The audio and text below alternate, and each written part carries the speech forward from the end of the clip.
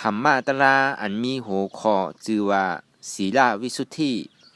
ข้อไว้เมื่อวันที่16เดือน4 2019ปางจ้างกรรมฐานวัดอนัตตาวิปัสสนากรรมฐานกาดกู่เวียงตนดี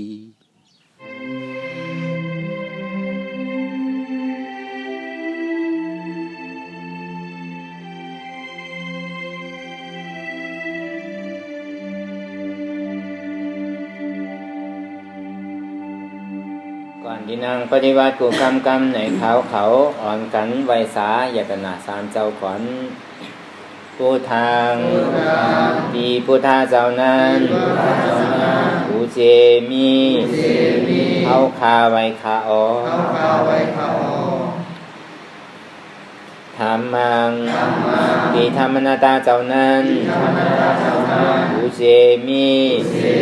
เขาคาไว้คาอสังฆังนิอาริยาแปดเจ้านั้นปูเจมีเข้าคาไว้คาต่อสืบการในเฮาตีไรดูคันธาหาเปิงตีตระพระตระสังขาก่อนปูทางตาตีคันธาหาเปิงปีแงบในอยู่ด้านเช้าออกธรรมังตาตีคันธาหาเปิงปีแงบในอยู่ด้านเช้าออกสังฆังตาตีคันธาหาเปิงปีแงบในอยู่ด้านเช้าออกต่อสืบการในเฮาตีได้กันต่ออริยเจ้าเขากูเจ้าก่อนในนบลงปืนยาวกว่าจอมอริยเจ้ากูเจ้าคาในยามมือไหลก็ดีอันข้าวหูเสแลตั้งตามลงสามเปิงไล่วนพิษไล่ลาดพิษไล่เฮ็ดพิษมาเจอนานเพียนต่อปวดปล่อยวางข้างปันเท้าเขาอย่าให้เป็นอันตรายหลวงอันเฮตามากผลนิพพานนั้นสกรรมติคานอสาธุสาธุสาธุรายการนางอนัตตาวิปัสสนาภาวนาขาหันยอดธรรมอนัตตาในอ่อนตั้งสุดในคือเขานางขายกุดขากว่าทับต่างขาซ้ายก็ไรอันนั้นขาซ้ายทับต่างขากว่าก็ไรเพราะอย่างไหนไว้ตัวซื้ออย่าไปเคียงป้นอย่าไปหย่อนย่านป้นมือสองคอนต่างตักรับหูเนอเปิดหูญาณปิญญารับตาเนอเปิดตาญาณปิญญาอยากตัวที่มันนอวิญญาณใจที่อันหู้อันใดเสียนั้นในที่มันปกเกิดขึ้นมานั่นในเขาหมอวนว่างแทบตาเตียนใส่หู้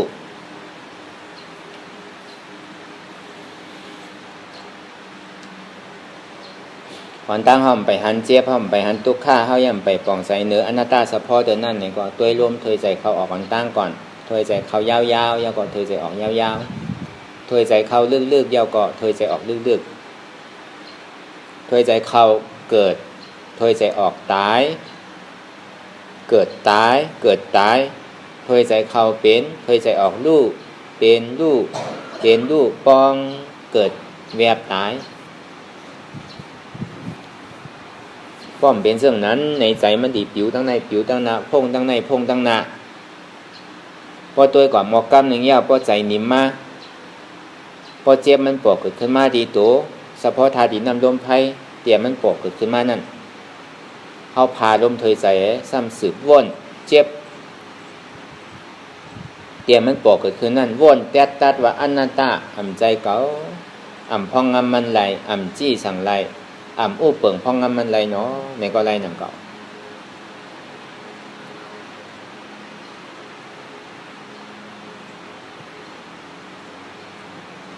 ตอนนี้ว่าอันแม่หล่อนต้อนแก่เหลือเกินตอนนี้ว่าเสียงเดียนเท่าใดถอมยินอยู่นั่นถอมยังคือมีหยานปิ่งยาตาดีเป็นเส้นตาสายตั้งเหมือนเท่าคลองขำ นะคือแลมันติเกลิไลเมื่อเฮายางตั้งหนังนั้นหนังเก่าห้อมไปยามยางเตอเต้เนี่ยก็ห้อมหัวมันมีหนามตั้งนาห้อมหัวมันมีอุกมีหลุงตั้งนาเนี่ยก็อันปียานั่นเนี่ยมันติได้ใจเมื่อเข้านั่นเมื่อมันมีหนามมาเนี่ยก็เฮาก็ตีหนาแม้เมื่อมันมีอุกมีหลุงเนี่ยก็เฮาก็ถมเมื่อมันกว่าเปี้ยงๆแหเมื่อเฮาฮอรถฮอกาเนี่ยก็เมื่อเฮาสืบฮอกว่าเนี่ยก็พอตังกล้วยอีกนึงก็ก้อยๆฮอกว่าพอหันเปิ้นพายมาเนี่ยก้อยๆช่อพอเปิ้นป้วนกว่าทำเย็บกว่าแทงก็ในพอขี่ก้ากว่าพอกะหันไผ่เขียวเนี่ยพอเข้ากันในเวียงเปิ้นมีไผ่เขียวพอไผ่เขียวก็เย็บกว่าพอไผ่แหลงก็คืดไว้พอไผ่เขียวออกซ้ำเย็บกว่าแทงอันนี้อย่างนี้มันติได้ใจเมื่อเข้าตั้งตีอันเฮาเมื่อหนังเข้าทำมีไผ่เมื่อหนังเดินรับสิ่งเมื่อหนังก้นกลางตากันกลางตั้งกลางเถินกลางปากเพราะมันกังอยู่เพราะมันมีไพ่สองมันเนี่ยก็มันกังไปกับหมดปิญญาอันว่านั้นมันติได้ใจเหมือนนั่นเคิงตัดมันนั่นมันเป็นอนัตตาปิญญาอันลอกไล่ตาดิเกลิดมันนั่นเนี่ยเขาเอาเฉพาะธาตุหินนำดมไพ่มาแก่ก็ไร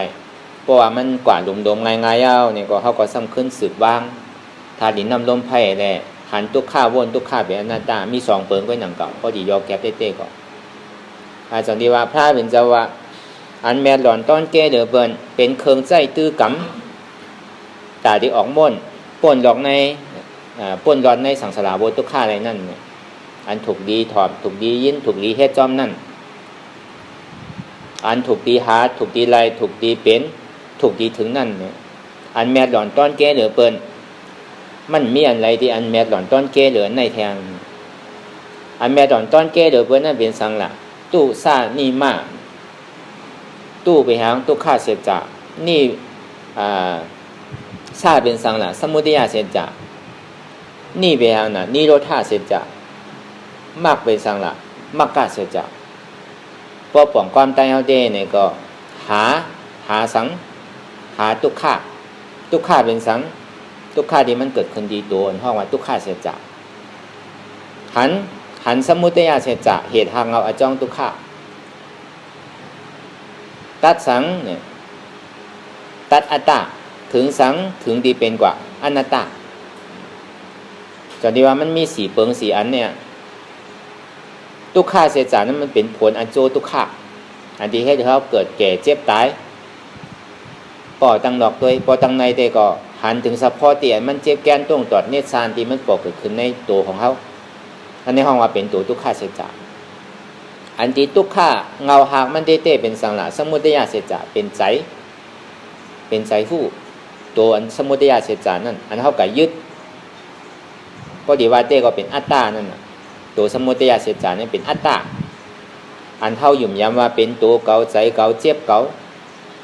อันนี้มันเป็นตัวอัตตาเป็นตัวสมุทัยเสียจาตัดสังในตัดอัตตาถึงสังถึงก่อนที่เป็นอนัตตาจากที่ว่าอันที่เขาหานั่นหันเจ็บหันเหตุทางเราอาจ้องเจ็บตัดอัตตาถึงก่อนที่เป็นอนัตตาอันหาเนี่ยเป็นทุกขาเสียจ่าอันหันเนี่ยเป็นสมุทัยเสียจ่าอันตัดนั่นเป็นมรรคเสียจ่าอันถึงนั่นเป็นนิโรธาเสียจ่าอันเนี้ยมันเมียหล่อนต้อนเกเดือเบิ่นก้อยกาเซนตาสายตั้งตาเดียนรับทุกขาอะไรนั่นมันมีอยู่มากแองกาแปดปึ้งเส้นตาสายตั้ง8อัน8เส้นที่ไหนใจจ้อมกันในอะไรกว่าจ่องที่ตัดไรจ่องที่ว่าอันที่ตัดไรนั่นในที่ไรเหตุสังละก็เบอร์สังไรเจ็บละก็เบอร์สังสั่งเกิดแก่เจ็บตายละเงามันเป็นสังละอันนี้เขาถูกดีหู้ถูกดีป่องใจอยู่ที่แต่มันก็ใจที่อันก่ยึดมันเป็นเหตุทางเงาอาจ้องทุกข้าสมุทัยเสียจ่าอันเท่ามาเฮ็ดอยู่พอยามเหลียวอันที่ย่อมหับทุกข้าขันใจที่มันปอกเกิดขึ้นหันอยู่ผู้อยู่ย่อมหับวางคือเป็นอนัตตาหันเจ็บผู้เจ็บอันหันเจ็บนั่นเป็นทุกข้าเสียจ่าอันผู้เจ็บนั่นเป็นสมุทัยเสียจ่าอันหับเจ็บนั่นเป็นมรรคเสียจ่าอันตัดเจ็บสุดเสียงเก่งหายกว่าตัดทุกข้าหมดเสียงเก่งหายกว่าตัดอาสวะหมดเสียงเก่งหายกว่านั่นห้องว่านิโรธาเสียจ่าจากนี้ว่าเฮามาเฮ็ดเหตุทางเราอจองสุขะเหตุทางเราอาจ้องสุขะเป็นสังละ อนัตตาเหตุทางเราอาจ้องทุกขาเป็นอัตตาเอาอนัตตาโตตึกใส่อัตตาอันโตตึกใส่อัตตานั้นเอาเก่าออกอำใจตัวเก่าอำใจใจเก่าอำใจเจ็บเก่าพอมันวนตั้งในตั้งนาก็มันใจมันมีตัวหนังตัวเก่าย่ำใจตัวเก่าใจเก่าย่ำใจใจเก่าเจ็บเก่าย่ำใจเจ็บเก่าอันเนี้ยมันเป็นเครื่องตัดอัตตามันสอโซนว่ามันเป็นตัวเมื่อมันเป็นใจเมื่อมันเป็นเจ็บเมื่อลูกเมื่อรู้ล่างเมื่อรู้เมเมื่อรู้โผเมื่อรู้เมื่อมากถึงดันในเฮ็ดสังกอมหูตั้งหอตั้งเฮินมันเอี่ยวมันเหลี่ยมมันเป็นข้าวยามสร้างแจนข้าวยามมันเป็นหน่วยเอี่ยวโดนเดะเนี่ยใจเขากับติดกะห้อยอันนี้ตีได้ตัดเป็นเสียงตอนนั้นเขาหักหนาเลยเปิ้นตัวเขาในเขายังตีได้ตัดอันตัวเปิ้นเนี่ยแค่เขาเดือดตัดไกลๆอ่ะตัดในใจก็หนังเก่าอีวิลาออกชอบไผก็มันยินหนังเก่ามีเฮาไปยินมีเฮาไปอันใดหู้นั่นเปิ้นหู้จอมเฮาหนังเก่าตรงที่ว่ามันเป็นเส้นตาสายตั้งแต่ที่รับทุกข้าเลยเต้ห้องว่ามักแองกาแปดเปิงสมาธิที่สมาสังกัปปะสมาวาจาสมากรรมันตะสมาอาชีวะสมาวายามะสมาสติสมาธิอันเนี้ยสี่เปิง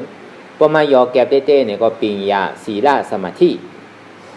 กำหนำเต้เนี่ยเหมือนหนังที่โปวุนเปิดปังตะลาปันเท่าเดห่อปันนั่นเมืองไทยก็ว่าศีลสมาธิปิญญา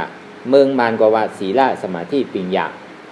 อันนั้นบอกว่าสารคัดพระเป็นเจ้าสัมพ่อไว้ว่าปิญญาศีลสมาธิที่ได้มีศีลที่ได้ขอศีลที่ได้ย้อนศีลพอมีศีลขอศีลย้อนศีลยาวในสมาธิจึงที่เกิดพอสมาธิเกิดยาวในไปเอาวิปัสสนาปิญญาไปมาตั้งหลังมั่นใจพอพูดในเฮาที่ทางพิษทางเปิงให้อย่างในมาจองบานนาตาวิปัสสนาเนี่ยศีลก็ย้อนศีลก็ขอศีล5ก็ย้อนศีล8ก็ย้อนศีล10ก็ย้อนให้อย่างห้ามย้อนน่ะมันใจโยมันก็จังทางพิษอยู่พอดีว่าก้าวไก่ลองศีลไหนมันอ่านโหหลายกกเตะมันศีลนั่นมันนำหนาพอดีว่าแต่พอดีคือมันยอเก็บในปิฎกา3กองนั่นในก็อันเท่าว่าวินัยเนี่ยวินัยะ21,000เฮงพอดีว่าคือมันเป็นศีลเต็มๆเนี่ย21,000เฮงศีลนั่นก็ในพอยอแก็บมาเต้ๆเนี่ย3ปากปลายห้องว่าเป็นศีลภิกขุณีก็ในพอยอลงมาเนี่ย2ปาก27เนี่ยเป็นศีลภิกขุชายภิกขุกวนใจจางใจนั่นน่ะก็ในพอยอแก็บลงมาเนี่ยพอเป็นศีลเจ้าสร้างเนี่ยก็ศีลปากปลายพอยอลงมาแทงเนี่ยก็เป็นศีลเก่าศีล8ก็ในพอยอลงมาแทงเนี่ยก็เป็นศีล5อันนี้เพราะว่าลองศีลพอยอแก็บเต้ๆ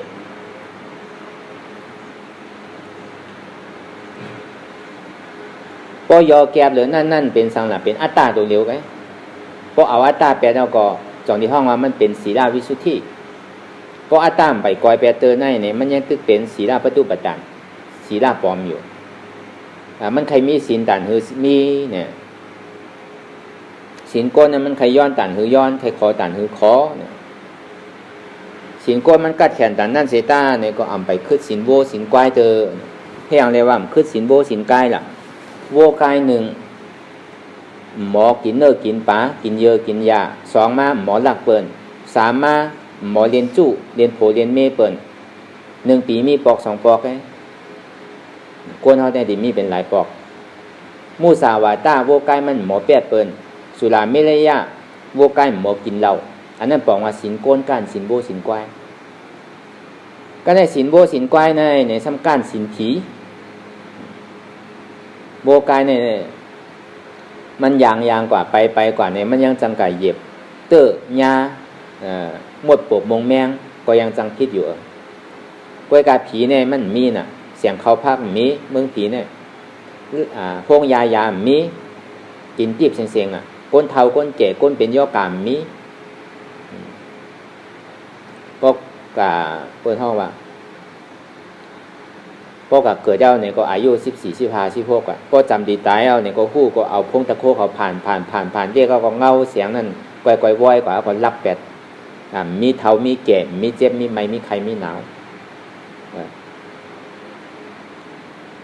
มีกินเนื้อกินปลาเว้ยการผีศีลผีมันแข็งดันนั่นเสตาเนี่ยก็มันจังพิษศีลกาเมอยู่พิษเรื่องหนังละว่าคุณผีหนึ่งเจ้ามีนางผีหาปากหาเหวพอใจเท่ากับจับว่าเขาเจอนางผีก็ในหนาเนี่ยก็พิษเอาใจจับได้ในอำไปว่าไรอุบไรกอดเตอใจจับว่าก็พิษกำเดียวก็แปลว่าในเมืองผีเนี่ยมันไผ่บ้วนสังไผ่นึกสังก็คู่กันหมดอ่ะมันเหมือนในเมืองโครงกลางก็ในศีลผีมันมีฐานนั่นเสตาเนี่ยก็มันไปขึ้นศีลสางเตอสางเนี่ยมีคนยิงคนใจมีรองกามากมีเสียงมีหมักไม่หมักดอกมีเขามีพักพอถึงขิงข้าวย้ำโดอยากมาเนี่ยก็นั่งสมาธิกินสารนั่นอันนั้นไงเว้ยกะศีลสางเนี่ยจะมีโมหะมาหน้าใหญ่โมหะใหญ่ศีลสางมันใครกัดแขนดันนั่นเสตาเนี่ยก็ไปขึ้นศีลอริยะเตอศีลอริยะในห้องมาเป็นศีลวิสุทธิตาหน้าวิสุทธิมันเกิงเอาอะศีลอริยะเพราะเมื่อใดไปเป็นอริยะเตอในยังเป็นศีลปฏิบัติตามมุ่งมั่วอ่ะใครกินเนื้อกินปลากินตะลูดอยู่ก็มันถึงเป็นศีลปฏิบัติตามนุติอันนี้พ่อผมใจเข้าดีทางพิษทางเปลืองมาให้ยังมันย้อนศีลละนะเมื่อกาปานพระเป็นเจ้าเขาเป็นปังใต้นั่นเยาก็เจ้าสารีบุตรตลาดเป็นลิงเจ้าอนันตาเป็นม้าลิ้นเจ้าโมกขลานเป็นหมีเยาก็เจ้าอนุโรธาเป็นสางอันนี้พอถึงขิงเดินรับเดินมวนมาเนี่ยเปิ่นโลกย้อนดีไหลตั้งอธิษฐานทั้งก้อยเองวันนี้เป็นวันอุโปสถะเป็นวันสิบห้าค่ำเนี่ยเขาติกรรมศีลพอป่วนวันเนี่ยก็กินอ่ะที่เอาศีล8สังวาเมือนเขาย่ำตึกไปกินเตอนั่นเนี่ยเพราะว่ามีปุ่งหน้ามีเจ้าป้าไหลเสียมว่าเนี่ยมาตุ้งซ้อมเนี่ยเขาดีขามจุนปันเสียงมีนั่นก็กับไรมาหมักล่างเพราะว่ามันมีก็มาลูกขามก็ดีเอาหมักล่างตั้งปันมาลิ้นนั่นซ้ำกับไรมาเขาอันที่เพิ่นกินเสียงในไห้ในหน้านั่นเอามาเพราะว่าเจ้าป้าไหนมากก็ดีเอาเขาในดู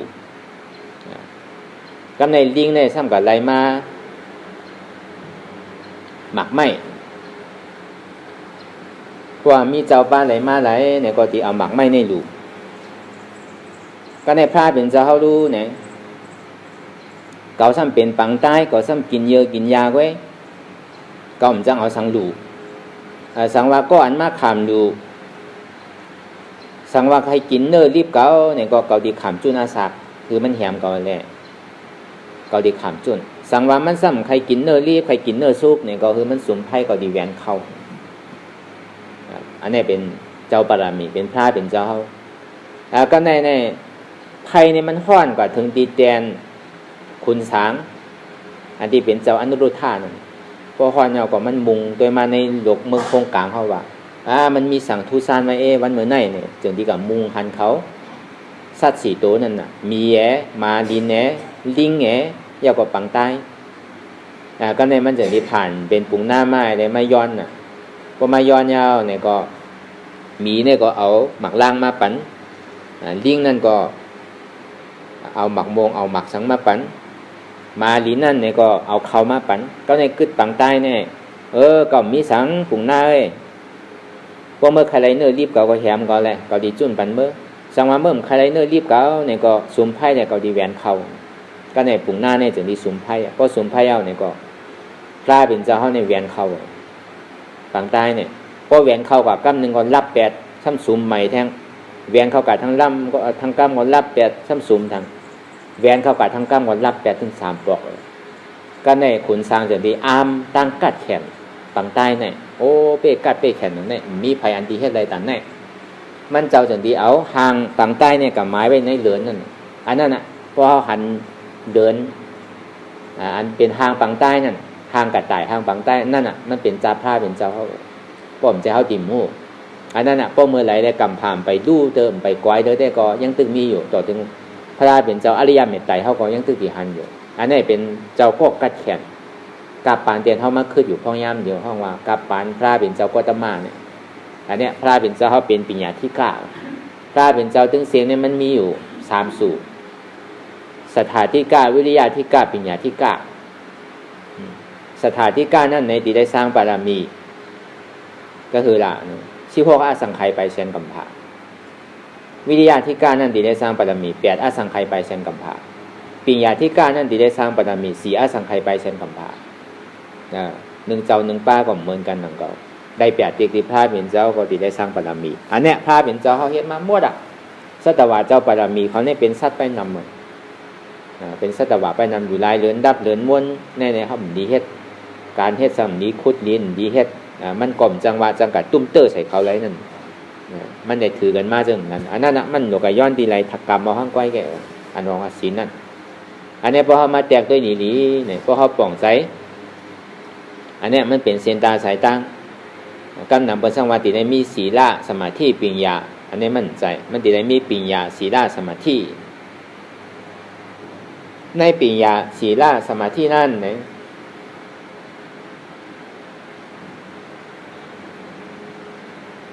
จนดีว่าเขาติได้เอาปัญญาน้ำนาห้องว่าสมาธิที่สมาสังกัปปะยากด้วยตั้งแต่จิโขต่อไปตินหันเฉพาะอันเตวนหาหันเฉพาะอันเต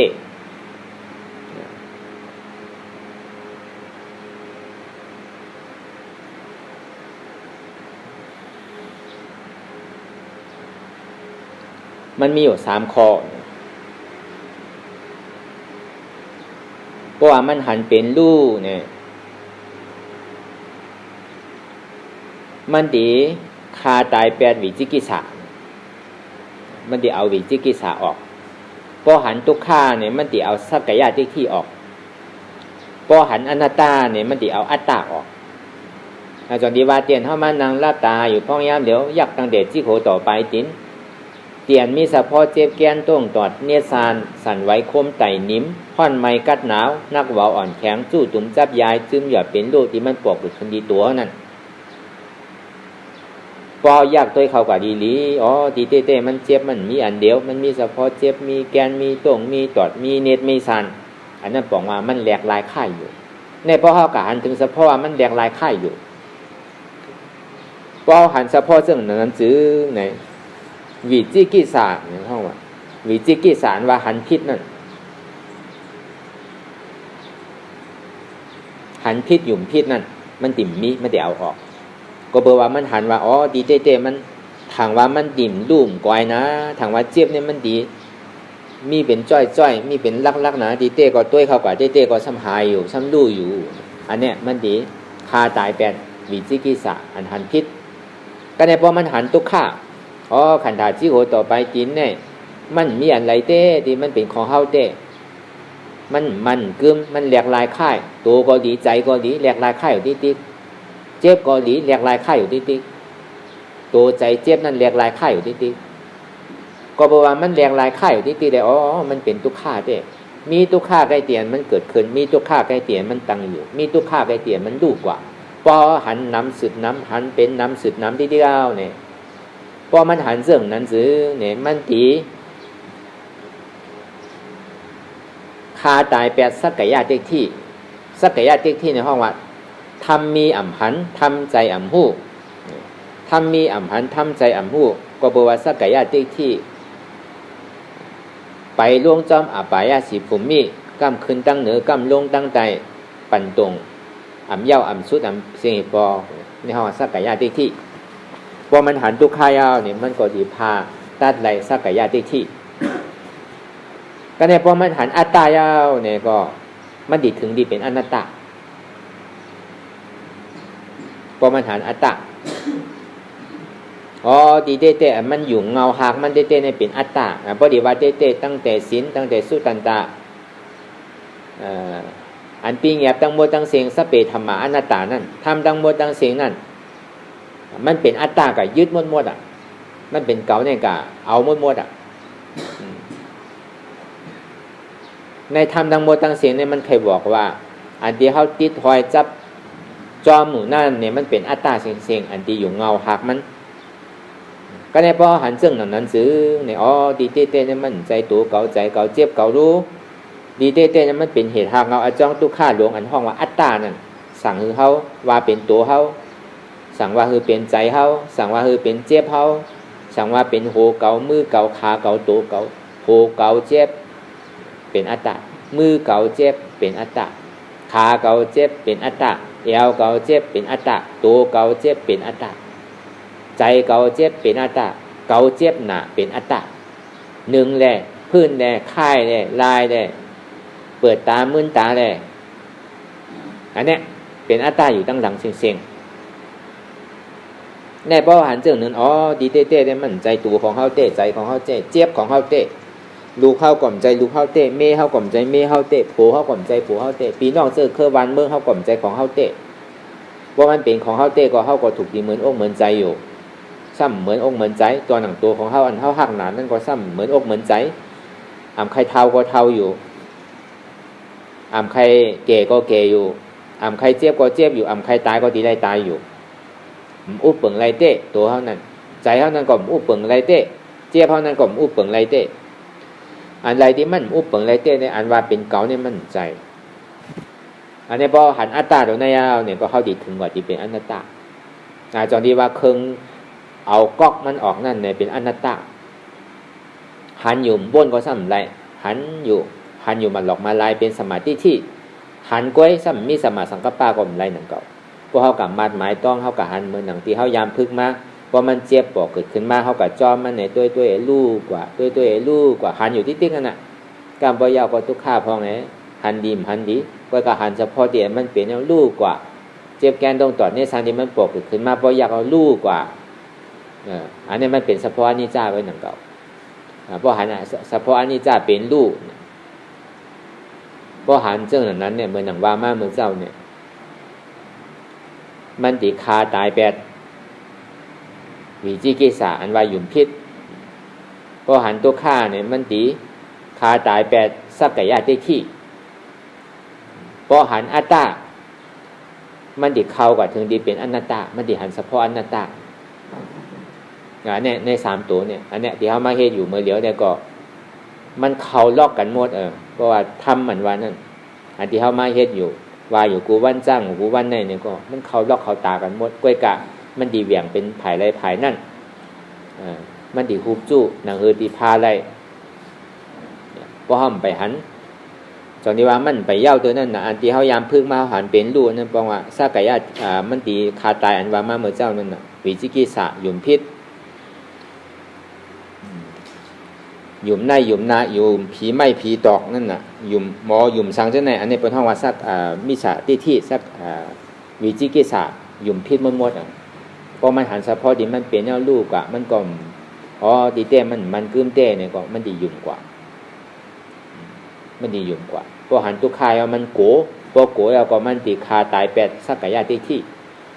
พอหันอัตตาดียาวเนี่ยก็มันตีพูดจักอัตตาเนี่ยก็มันโดดเอาผ้ามิดอนัตตา1,800พอพันอัตตาตกพุทธขาดว่ายาวเนี่ยก็เข้ากับเป็นอนัตตากันเหมือนเนี่ยใน3 ปึง 3อันนั่น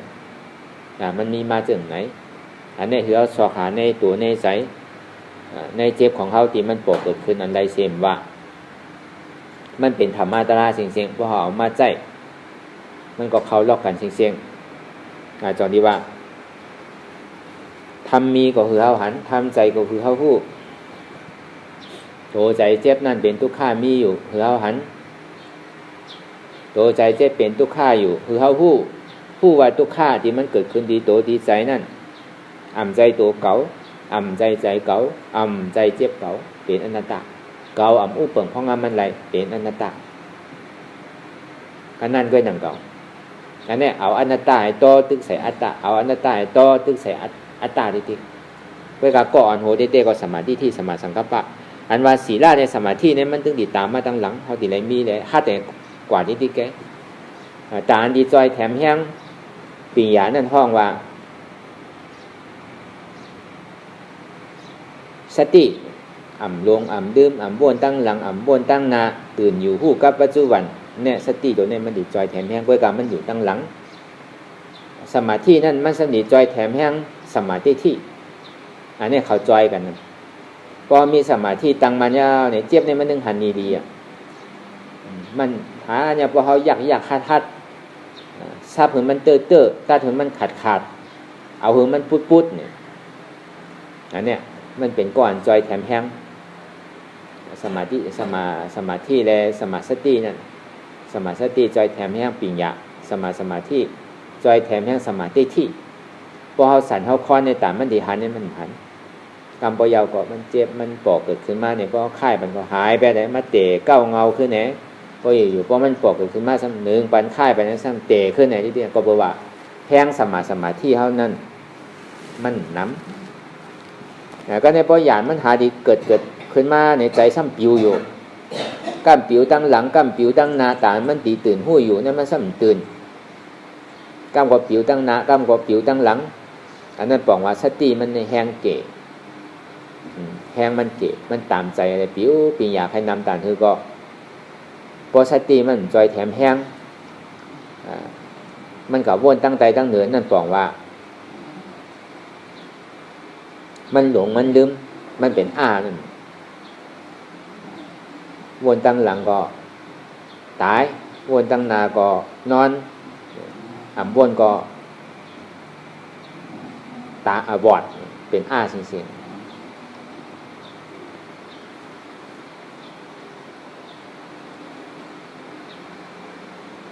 อันเนี้ยคือเขาวนยาวๆเขายาหมึงหึงอย่าไปว่าไพ่หนาอย่าไปว่าเทิงหนาเตียนเท่าหันเตียนเท่าวนเตียนเท่าวนเตียนเท่าหันนั่นคือมันเพ่งเพ่งกันกว่าหันทุกข้าผู้ทุกข้าเป็นอนัตตาหันเจ็บผู้เจ็บเป็นอนัตตาวนต่อถึงเจ็บเพราะสุดสิ่งเกียงหายกว่าวนต่อถึงทุกข้าเพราะสุดสิ่งเกียงหายกว่าตัดต่อถึงอัตตานั่นเพราะสุดสิ่งเกียงหายกว่าเนี่ยก็สืบคัดใจภาวนาอนัตตาวิปัสสนากว่าดีๆนะ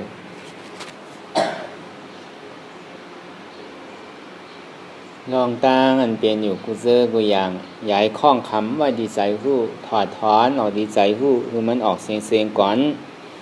สภาวะอันใดก็ดีลองตั้งอันใดก็ดีอันเกิดขึ้นมาดีโตดีใจดีเจ็บจะนั่นถอดถอนออกดีใจหู้คือมันออกเสียงสภาวะรูปธาตุสี่เปิงจะนั่นเจ็บแกนต้องตอดเนสานสั่นไหวโคมไตนิ่มห้อนไม้กัดหนาวนักเบาอ่อนแข็งสู้ตุ่มจับยายจึมอย่าเป็นลูกสภาวะรูปธาตุสี่เปิงเช่นนั้นที่นำธาตุกว่าหู้จักที่อัตตากว่ายึดไว้ว่ามีโตมีใจมีเจ็บเช่นนั้นเฮาหมอวางเป็นอนัตตาไหนลองใส่อันพ่องปิวอยู่อันเฮาวนลึกวนเลยอยู่เป็นเรื่องเป็นราวอยู่เช่นนั้นในสังเหือเอาถอดถอนออกที่ใส่หู้มันออกเสียงก่อนยอมคือยอมออกยอมลงอันนี้แต่เฮายินดียินให้เจ้านั้นอารมณ์เจ้าอันถึงใจถึงคอไว้ที่มันยึดไว้ที่มันเป็นทุกข์นั่นปลดปล่อยวางออกที่ใจรู้มันออกเสียงก่อนลองเจ้าอันเป็นทุกข์แลลองย้อนถึงใจหลายๆอย่างอันเกิดขึ้นมาตีโตตีใจตีเจ็บเจ้านั้นปลดวางยาวเสียก่อนก่อยๆค่ายย้ายลายหนึ่งขึ้น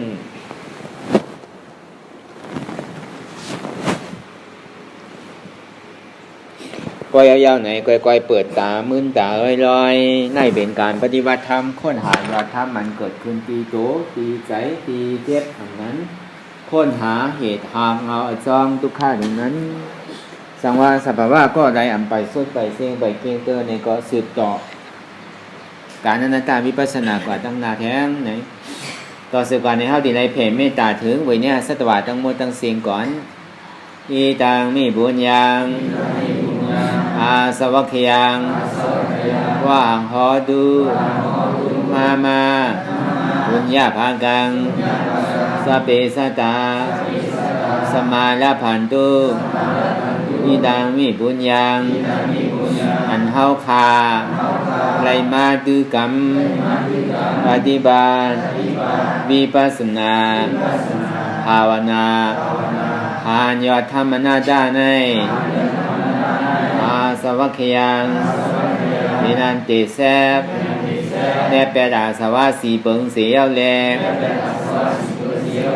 มีปานังที่นิปานันพอดูให้ถึงเสกรรมติคามาปุญญาภากังวันเดียนคามานังวิปัสสนาภาวนา ทรงยินปันสัพเพสัตตานังเตจาปอเมสรานญาติกาตึนคือเสือใครใดก็แลจ้ากว่าสัตวาดังเสียงดังหลงนั้นสมาลพันตุอะไรพรนี้หนังการตั้งเฮาคาตั้งเสียงสกรรมดีคาโนสาธุสาธุสาธุ